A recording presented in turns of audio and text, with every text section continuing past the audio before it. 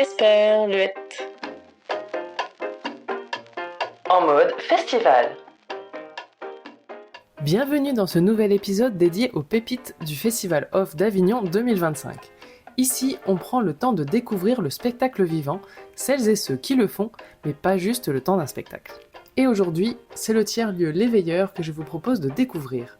Une petite bulle à quelques pas du centre-ville d'Avignon, où vous aurez une programmation très large entre des ateliers créatifs, des pièces de théâtre, des concerts, des expos, des cours de danse, bref, il y a plein de choses à aller y voir. Bonne écoute!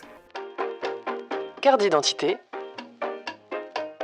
Je m'appelle Laura Loureille, je suis la cofondatrice de Les Veilleurs, qui est une coopérative basée à Avignon, dans le quartier Saint-Ruf, impasse Baronnie.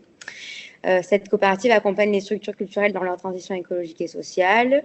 Moi, mon parcours, il est plutôt dans l'administration culturelle, dans la création artistique, la facilitation aussi, parce que j'interviens dans de la conduite de projet, de l'animation, des formations, des outils de sensibilisation. Je me suis aussi engagée en tant que salariée dans l'association Ikigai Prod. C'est une structure qui œuvre à l'échelle du territoire et qui anime le tiers-lieu Les Veilleurs avec les habitants des alentours, les voisins, les Avignonnais, tous ceux qui veulent y participer. Et puis en parallèle, je suis professeure de danse, danseuse, et c'est ce qui me permet de me nourrir dans mes projets culturels en transition toujours. Voilà. Un peu de promo. L'événement de Les Veilleurs cet été s'appelle Friche and Chill.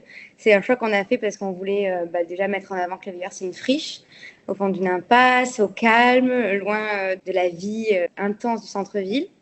Et chill parce que le but, c'est d'y aller cool, il fait chaud et qu'on prenne le temps de vivre dans une idée de durabilité aussi, prendre le temps. Donc pour cela, on a organisé plusieurs temps forts. On a les matins, donc mercredi, jeudi, vendredi matin, on va avoir des ateliers danse gratuits avec moi-même du coup, des ateliers vraiment de réveil dansant. Donc c'est vraiment réveil corporel pour commencer la journée à un moment donné où il fait pas trop chaud. Après, on a des ateliers avec les petites choses. C'est le théâtre des petites choses puisqu'on va travailler la matière pour créer des petites scènes, des petites histoires. Voilà, donc c'est tout public. C'est de 6 à 99 ans. Après, on a des ateliers aussi les matins avec Pila Project, la deuxième semaine du festival, qui sont donc autour du végétal. Et puis, la troisième semaine, ce sera une autre semaine de théâtre des petites choses, avec l'utilisation de matières recyclées, récupérées. Et on a aussi la troupe de l'éléphant qui va organiser des ateliers le mercredi 16 et le jeudi 17 juillet, de 10h à midi. C'est des ateliers donc de théâtre d'ombre. Les soirs, après, on a aussi des événements. Donc là, on a les concerts de multiprises. On leur a laissé une carte blanche. On va lancer le festival avec eux, donc samedi soir. C'est plutôt des groupes rock, punk, comme le label Multiprise sait le faire, dans le même esprit. Et puis après, il sera tous les autres vendredis, en fait, à partir de 19h et jusqu'à 23h maximum. Et en parallèle de ces concerts, on a Magali qui va proposer une fresque participative à Les Veilleurs. On va tous ensemble colorer le muret en béton qui longe la terrasse de Les Veilleurs. C'est elle qui a choisi les motifs, les couleurs pour que ce soit vraiment gai, estival, frais. Et elle a préparé des formes en amont pour ceux qui sont moins à l'aise avec la peinture. Donc voilà, il y en aura pour tous les niveaux, toutes les envies. Le but, c'est que ce soit le plus participatif possible. Et donc, elle sera là le premier samedi. Elle sera là après le vendredi 11 et le samedi 19. Et puis, sur les autres samedis, on a 2 spectacles. On a la patatothérapie. C'est un entresort de 20 minutes, plutôt humoristique. Donc, les comédiennes qui ont créé ce spectacle travaillent la patate comme thérapie.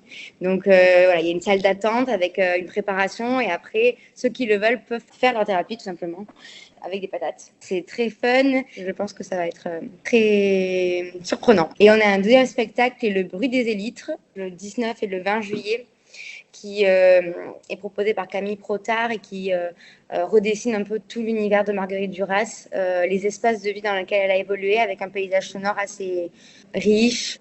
Voilà un petit peu. La seule chose que j'oublie, c'est un concert de Léo Merle qui fait de la chanson à texte avec un musicien et le peintre de son album. Son concert sera le 12 juillet à 21h. Donc c'est un Avignonnais qui est même de Saint-Ruf et qui développe son projet de chanson à texte plutôt engagé et c'est très beau.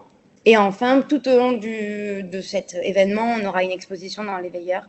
C'est l'expo de poche proposée par Marie Darroze. C'est des petits jardiniers en fait qu'elle a dessinés elle-même et qui seront présentés et en vente également pour certains formats. Voilà. Je crois que j'ai fait le tour, c'est assez riche. Venez nous rejoindre à quelques pas de l'Intramuros, faire une pause avec nous pour boire un verre, manger un bout et participer à un événement chouette, pluridisciplinaire. C'est la surprise, tous les jours c'est quelque chose de différent, donc laissez-vous surprendre. Il s'est préparé comment, ce festival? À Les Veilleurs, on a lancé un appel à candidature, nous. On a laissé l'appel à candidature totalement libre, c'est-à-dire qu'on proposait aux artistes de toute discipline de nous écrire et de partager leurs envies, leurs spectacles, leurs propositions artistiques, parce que ça pouvait ne pas être un spectacle, ça pouvait être un atelier, ça pouvait être une performance, du théâtre, du cirque. Voilà, c'était vraiment très ouvert.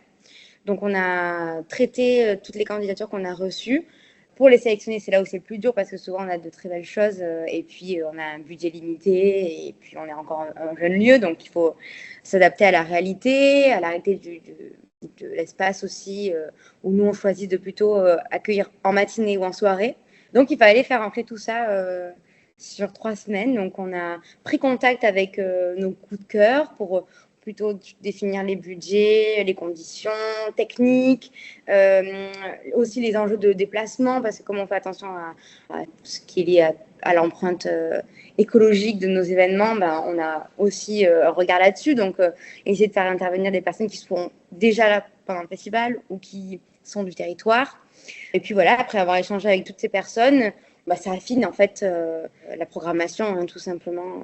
Bah oui, parce qu'à Avignon, on a déjà le choix. En termes de théâtre et spectacle, bon voilà, on n'a pas besoin d'un énième lieu qui en propose.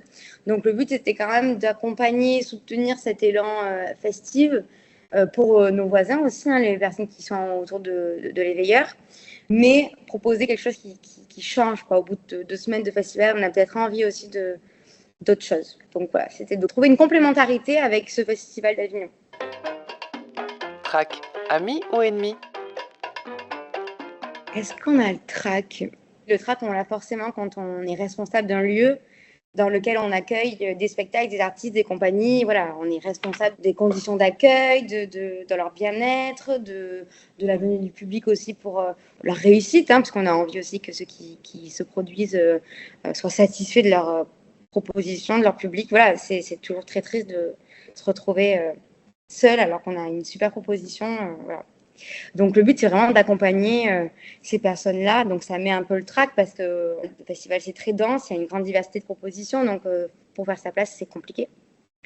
Donc ouais, il y a un peu de trac et en même temps, de l'acceptation dans le sens où c'est aussi la loi du festival. Donc ça marche pas, on fera mieux une année sur l'autre, on l'espère. Voilà. Une reco pendant ce off? Alors oui, j'ai un spectacle à présenter. C'est De chair et de feu qui se joue à 20h45 à l'Albatros. Justement, dans l'idée de prendre le temps de s'asseoir et d'être au calme et de se poser un petit peu. Ce spectacle, il est vraiment dans cette énergie-là. C'est un spectacle de poésie. C'est Joël Abadi qui joue et qui partage des poésies donc d'auteurs classiques et plus contemporains, plus modernes, accompagné d'un pianiste, Jules Morin, et de moi-même à la danse. Donc c'est vraiment un temps doux et apaisant pendant voilà, cette vie intense du festival. Donc voilà, j'invite à tous ceux qui veulent, comme à l'éveilleur, se poser, se détendre, prendre un temps pour soi, ralentir, à venir voir cette pièce parce que c'est vraiment un petit moment à soi, en poésie, en musique. Voilà, c'est très agréable. Voilà. Et puis aussi, voilà, je vous recommande un spectacle au Train Bleu le 18 juillet uniquement. C'est La Chienlit à 22h. Donc, c'est un spectacle qui traite du bouleversement d'une vie, d'une communauté tranquille. C'est quelque chose de joyeux, d'engagé. Les comédiens sont super. Donc, je vous le recommande vraiment. Et il n'y a qu'une seule date, le 18 juillet. Esperluette. En mode festival.